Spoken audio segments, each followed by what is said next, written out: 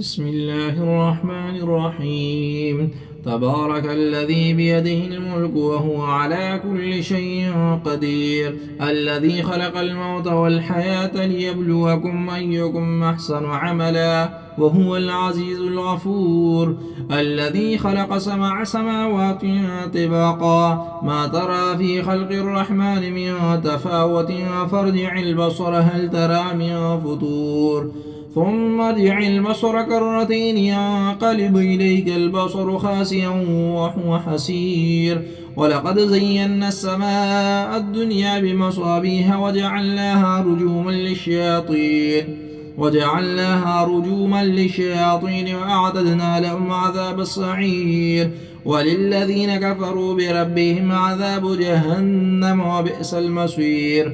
إذا ألقوا فيها سمعوا لها شيقا وهي تفور تكاد تميز من الغيظ، كلما ألقي فيها فوج سألهم خزنتها ألم يأتكم نذير، قالوا بلى قد جاءنا نذير فكذبنا وقلنا ما نزل الله من شيء إن أنتم إلا في ضلال كبير، وقالوا لو كنا نسمع ونعقل ما كنا في أصحاب السعير، فاعترفوا بذنبهم فسحقا لأصحاب السعير.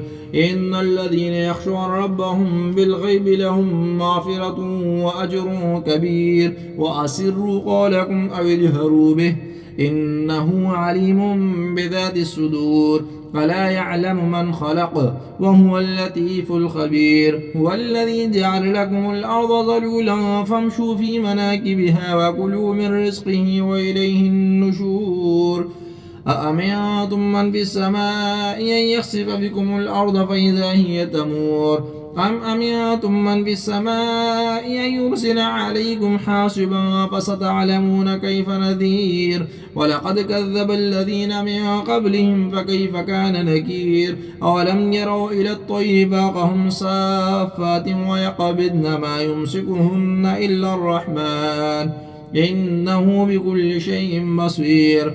أمن هذا الذي هو جند لكم ينصركم من دون الرحمن إن الكافرون إلا في غرور. أمن هذا الذي يرزقكم إن أمسك رزقه بل لجوا في عتو ونفور. أفمن يمشي مكبا على وجهه يهدى أم من يمشي سويا على صراط مستقيم. قل هو الذي أنشأكم وجعل لكم السمع والأبصار والأفئدة قليلا ما تشكرون. قل هو الذي ذرأكم في الأرض وإليه تحشرون. ويقولون متى هذا الوعد إن كنتم صادقين. قل إنما العلم عند الله وإنما أنا نذير مبين. فلما رأوه زلفة سيئت وجوه الذين كفروا وقيل هذا الذي كنتم به تدعون. قل أرأيتم إن أهلكني الله ومن معي أو رحمنا فمن يجير الكافرين من عذاب أليم.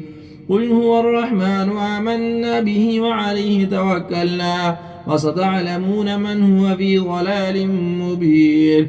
قل أرأيتم إن أصبح ماؤكم غورا فمن يأتيكم بماء معين.